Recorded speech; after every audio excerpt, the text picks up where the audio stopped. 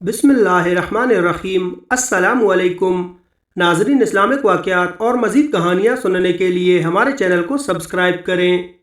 मक्का मुकरमा में एक बड़े आलिम का इंतकाल हो गया, उनको दफन कर दिया गया। कुछ अरसे के बाद किसी दूसरे शख्स का इंतकाल हुआ तो उसके वारसों ने उसे इन आलिम साहब की कब्र में दफन करना चाहा। मक्का मुकरमा में ये दस्तूर है कि एक कब्र में कई कई मुर्दों को दफन कर देते हैं।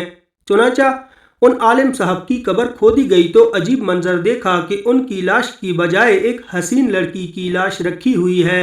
सूरत से वो लड़की यूरोपियन मालूम होती थी।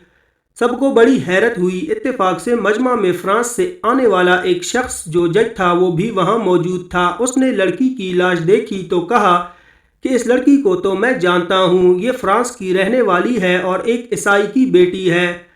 मुझसे उर्दू पढ़ती थी और दरपर्दा ये मुसलमान हो गई थी। मैंने इसको दीनी कई रिसाले भी पढ़ाए थे।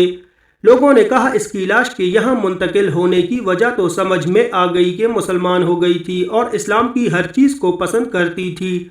अब दरियाफ्त तलब बात यह है कि इन आलिम साहब की लाश कहाँ गई। इस पर लोगों ने उस शख्स से कहा कि आप हज से वापस फ्रांस जाओ और उस लड़की की कब्र खोद के देखना कि क्या मामला है। और इन आलिम का एक जानने वाला शख्स उनके साथ जाने पर राज़ी हो गया। उन दोनों अशखास ने फ्रांस जाकर लड़की के वालिदैन से सारा तस्करा किया। उसके वालिदैन ये यकीन करने पर तैयार ही न थे कि ऐसा भी हो सकता है कि उनकी बेटी मक्का मुकरमा की किसी कब्र में चली जाए। चुनांचा सब कब्रिस्तान गए और कब्र खोदी गई तो सब ये देखकर हैरत ज़दा हो गए कि ताबूत में लड़की की लाश के बजाय उन आलिम साहब की लाश रखी हुई थी। तो फ्रांस से उन लोगों ने इत्तला दी कि इस आलिम की लाश यहाँ लड़की की कब्र में मौजूद है। अब मक्का वालों को फिक्र हुई कि लड़की की लाश का यहाँ होना तो इसके मकबूल होने की अलामत है, मगर इस आलिम का काफिरों के कब्रिस्तान में मुंतकिल होना ऐसा किस बिना पर हुआ और इसके मुर्दा होने की क्या वजह है और इसके मरदूद होने की क्या वजह है। सब ने कहा इंसान की असली हालत घर वालों को ज़्यादा मालूम होती है, इस आलिम की बीबी से पूछना चाहिए।